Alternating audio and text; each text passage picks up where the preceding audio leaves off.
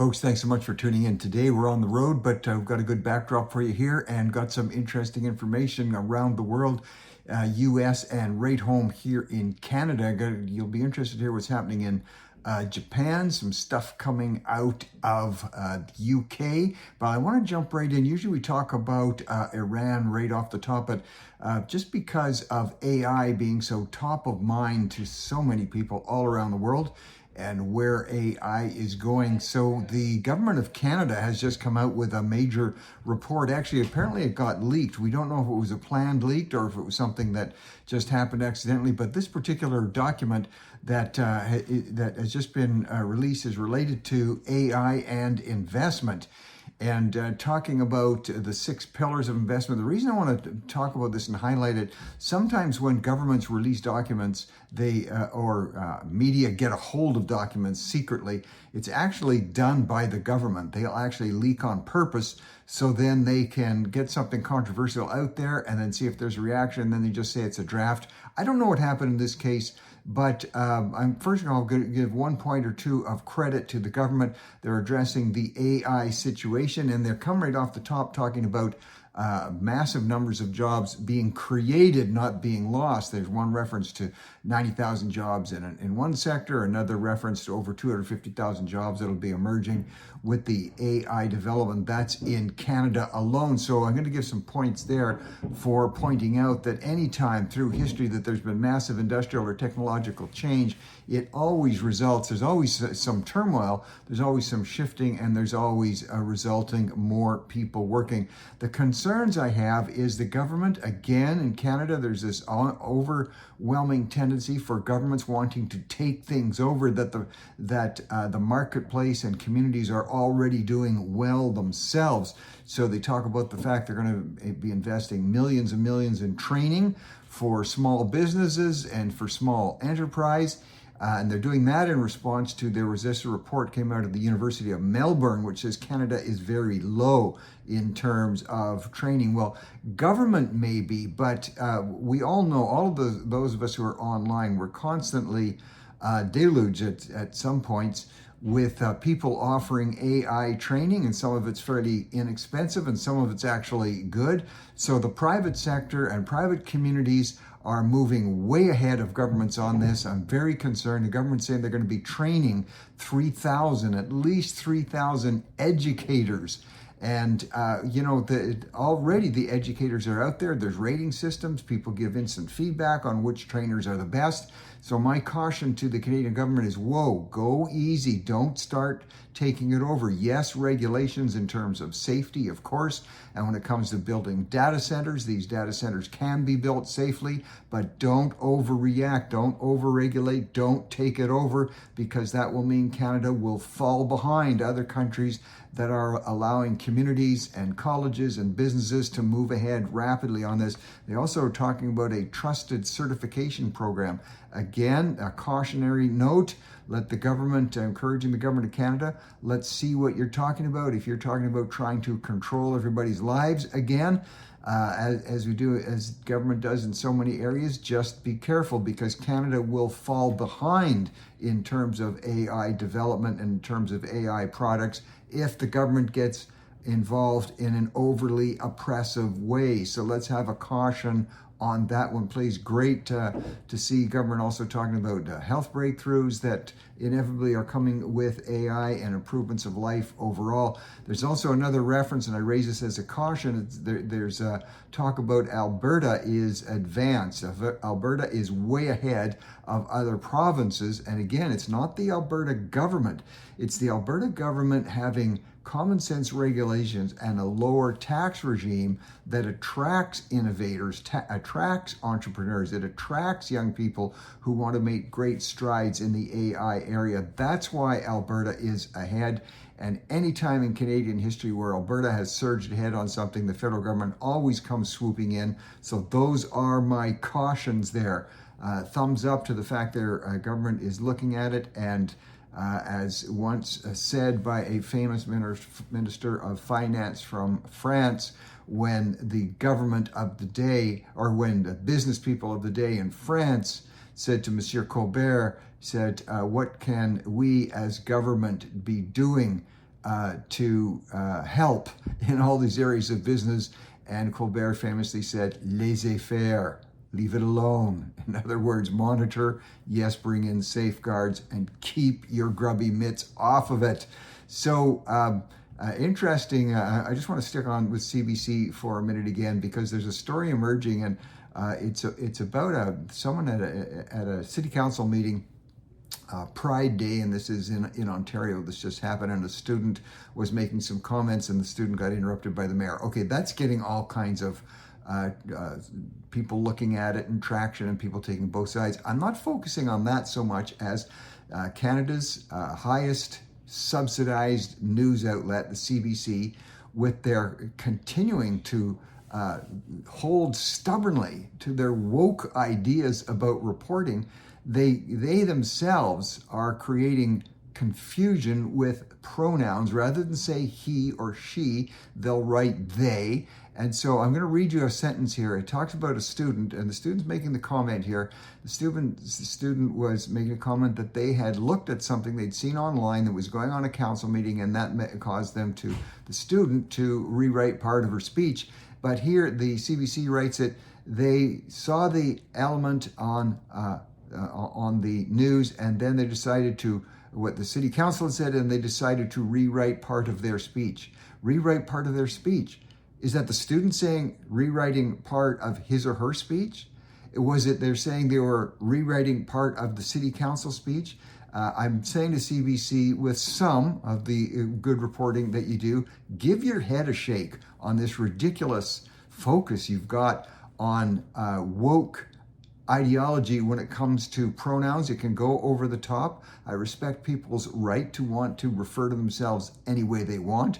But when you're getting to the point of confusion, and one thing that CBC never addresses, other languages around the world, as Canada is a leader in what I call the bit of the insane approach to pronouns.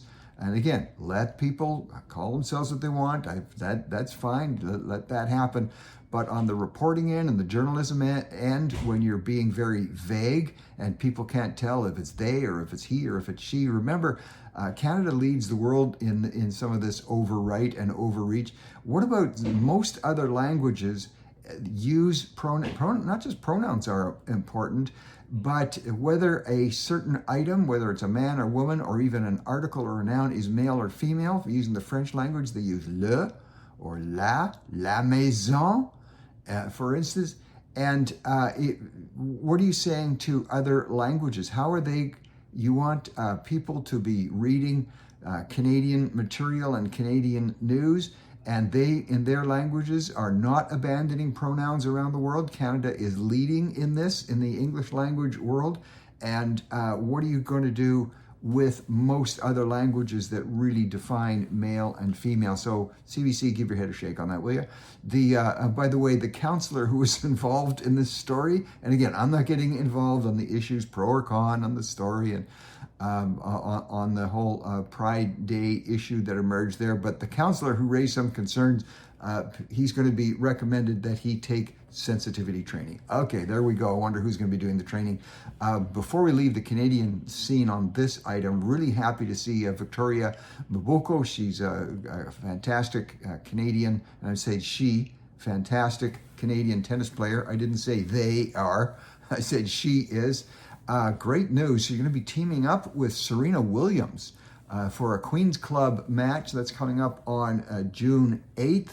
So Serena Williams getting a lot of people excited. Serena actually at the age of 44, and look, she's in amazing shape, world-class athlete, obviously, might be announcing coming back to tennis. A lot of people are excited, and good to see a Canadian in there with Serena. Watch for that on June 8th. Well, President Trump has again dropped the 51st state line. It's got Canadians have gone completely berserk again.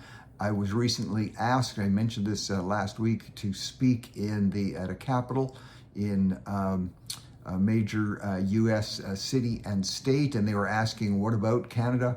And what about the 51st state? And I said to them, the gathered legislators and senators, I said, you can relax. We've had a talk here in Canada. We've decided we are not going to take over the United States. We've decided not to invade. We don't want the United States as an 11th province. So let's just everybody relax. So that's what I'd say on this other thing.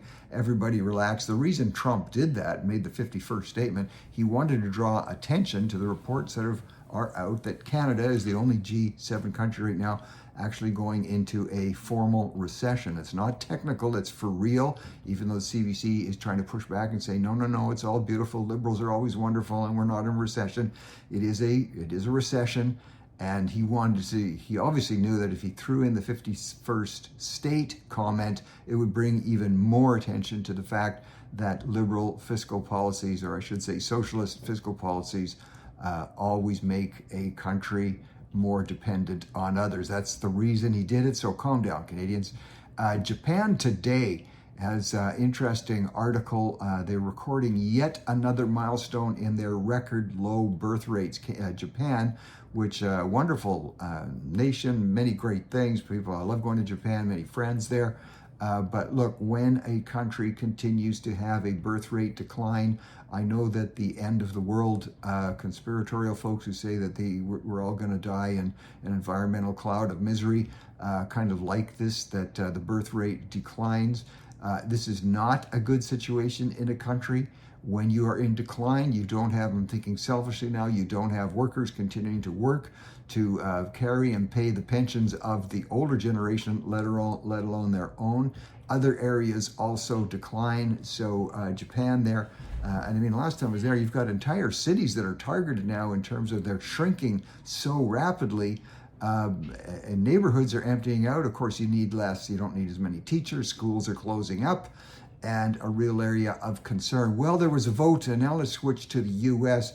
There was just a vote in Congress yesterday in the U.S. of 215 to 208, which sounds like it's asking that Trump withdraw the troops and downplay and pull back from the Iran conflict. Now, this is being interpreted as saying that means it's all over and Trump has to get out of there. What it is, he has the ability on a vote like this, because in the U.S. Constitution, the president is the commander-in-chief. That's a quite literal term of the armed forces.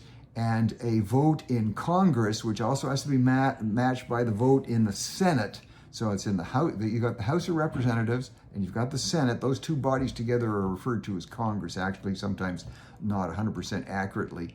But this particular vote was in the House of Representatives, demanding that there be some kind of withdrawal.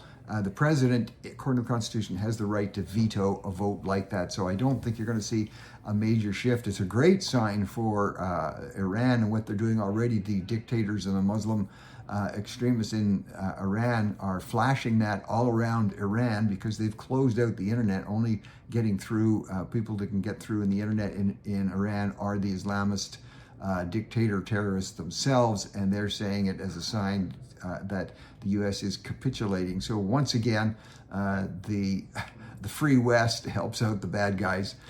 We'll see where that goes, but that's what it's all about. I don't think you're going to see a major shift there. There is a ceasefire that continues, although it's a little shaky, between Lebanon and Israel. That continues. Remember, this is Israel is determined to root out all the terrorists in Lebanon, the terrorist camps there called Hezbollah, which are financed by Iran. And we'll see how long that ceasefire goes. And there's concerns related to the fact that overnight we saw Iran launching attacks on Kuwait, and that, of course, is raising the temperature. Overall, we still see price of oil internationally. The Brent price of oil has now fallen below $95 a barrel. And we see the stock markets themselves bumping up slightly in North America and in Europe. This is because, and you actually see airline stocks and transportation stocks taking a little bit of a bump upwards as they see oil staying down. The price of Brent oil, that's a landmark price line, at around $95. And then the futures market, what we mean when we say the futures market, people make an evaluation, let's say, on the price of oil. And because these giant entities will buy oil and order their oil to be delivered months in advance, a futures price will make a prediction. For instance, they'll say, well, the futures price for oil in September is going to be, let's say, $95. So giant companies can make purchases at $95 a barrel, ordering on the September price. They're taking a bit of a gamble, but they say that's the future price. We'll order at that. So when we say the futures, we look at, well, what are the markets saying about the futures? And right now, North American markets, European markets, air transportation stocks are showing positive reflection. They think that the Iranian thing is going to settle down. They're positive on it. We see, again, a reflection of that because gold dropped again in value slightly yesterday in trading. Remember, gold is always the purchase of last resort, and it's been that way since time began. When things are really shaky, people will transfer their assets, change them into gold to give a little more stability. So gold prices will go up the more unstable things are. Gold prices now going down somewhat because things are beginning to stabilize somewhat, at least in the minds of people out there in the market. And remember, historically, and you can track this, the people who are out there, the men and women in the marketplace, the entrepreneurs, the builders, the innovators, the people who are trading stocks, they're usually ahead of the politicians. Politicians move very slowly, of course. Their main concern is to get reelected, so they don't want to offend people by jumping too early on a trend. But the trend shows there's some optimism on things settling down. We'll see if that continues. The election result, we've been talking about it. You'll remember, those of you who might be just tuning in, we're sort of using as a snapshot on U.S. politics. We go from the West Coast in LA, and then we compare what's going on in the state of Maine on the East Coast. I've been predicted that Spencer Pratt is going to do very well. He's the Republican. He's going against Karen Bass, who's the mayor of Los Angeles, who has been a disastrous mayor from every perspective, except the Democrats continue to promote her because she spends lots of public money. So in those elections, California and Los Angeles has some very strange election laws. When you can vote by a mail-in ballot, and your ballot can come in up to a week after the election is closed, as long as it's postmarked. As long as it has the postmark that it was mailed before the election day was over. So that's why it takes longer counting the mail-in ballots, but it's very clear that Spencer Pratt has done very well. He will be in the runoff against the existing mayor, Karen Bass. And again, as I predicted yesterday, what will help Karen Bass, despite the fact she's having a disastrous showing against Spencer Pratt, who's the Republican, there was another Democrat on the ballot who did fairly well. Now, in the rules they have in California and in LA, they take all the people who ran, and it's only the top two that go then into a runoff race at a later date. And the person who was in number 3 actually was a left-wing socialist type of candidate herself. I'm assuming that most of, when it comes to then the final election, the final vote, the showdown, I'm thinking most of her votes will probably go to the other socialist, who's Karen Bass. So Spencer Pratt did very well. He's in second place. Let's see if he can take it over the top when it comes to the final. And the ongoing saga, you remember in the state of Maine with this Graham Plattner, he's the Democrat who won, and he's this outrageous guy who... First, it was his Nazi tattoo that got people's attention, and then just dozens and dozens of the most sexually charged and grotesque texts all over the place. He is laughing at the fact that a U.S. soldier was killed in a particular incident. Anyway, probably the worst type of profile for any candidate running, but he is in the lead. And as I said yesterday, he went for lunch. He was called to go to Washington because the Democrats who have been continue to support him there said, are there any more bad stories coming out? And he says, no more bad stories coming out. But it's so bad now that the former, remember, this is for a Senate seat, so the former governor of the state of Maine, Janet Mills, was running in this race. And when it started and Graham Plattner was lurching ahead because he seemed like, just a cool, everyday kind of guy and kind of a guy's guy, she dropped out of the race. And she, just in the last 2 days, is reminding everybody her name is actually still on the ballot. And maybe people might want to vote for her. So that's been an amazing change there with Janet Mills when she's looking at the grotesque things that are coming out about this Graham Plattner, saying she might be back in the race. Remember, that particular race is to see who will be the Democrat who will run for the Senate seat in Maine. So we'll see how that continues to unfold. Well, in Colombia, again, we see yet another case. South America, which for decades been controlled by severely leftist socialist leaders, and in every single case, their countries have dropped in prosperity, have turned into many of them are narco networks, widespread poverty, and as people now continue to get reelected who are on the conservative side, the fiscal side, and dropping the socialism, those are the parties that are rising up and getting elected. In Colombia, the person, again, this is going down to a final race, but Abelardo de la Espriella, he is the so-called conservative or right-wing candidate, doing very well. Turns out he's actually also a U.S. citizen because he lived in the States quite a number of years ago, got naturalized as a citizen there, and but he is Colombian. He's a Colombia citizen, so there's all kinds of. He's saying that if he gets elected, this just shows that the great connection with the U.S. is going to help Colombia. And the people on the left are saying this isn't fair. He should have to drop his U.S. citizenship. Interesting watching what's going on there, and we will keep an eye on that, folks. On the social media side of things, in the media publication called The Cut, there's an interesting story about a new TikTok niche. If you're trying to get lots and lots of followers, is if you zero in, you've got some, let's say a podcast or something related to loneliness. Loneliness is attracting people. I guess there's a lot of lonely people out there, and they cite, this particular article talks about one influencer in New York City and another in Toronto, gotten hundreds of thousands of followers by talking about being lonely and what you do in your quiet nights in your empty apartment and nobody to talk to or be around. Loneliness, an emerging niche for influencers on TikTok. Now, I don't know this next article, and this is out of Town and Country magazine. There's a mom who has started, which appears to be a pretty successful business online. It's called Campus Wink. And what she has done, she's got a business now where she'll hook up students who are wanting to go to a certain university, wondering about a certain university, and hooks them up in a 30-minute conversation with students who are there now. So these are small groups, talking to small groups. It's not free. It's for 30 minutes, $45, but she's getting lots of people signing up.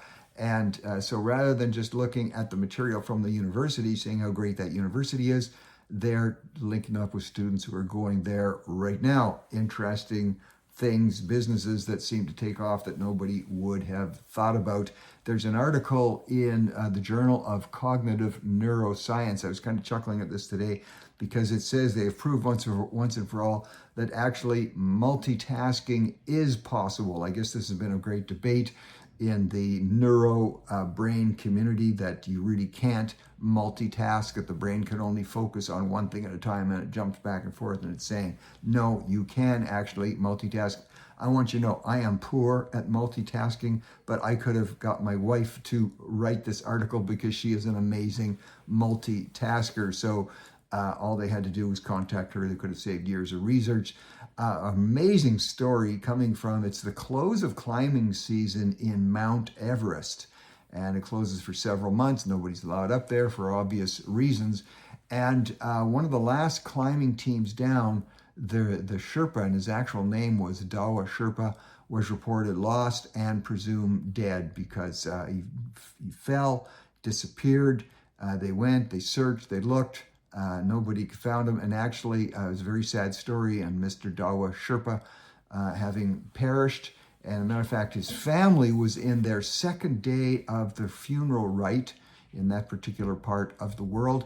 And here he's discovered alive. He was crawling his way. He had fallen, slid, amazing stamina. He crawled his way. He was found crawling his way back to the base camp before it closed up. Family is happy. Second day of funeral, and they hear he's alive. Well, somebody else who's done a lot of seeking and crawling stories out just recently about the co-founder of Wikipedia.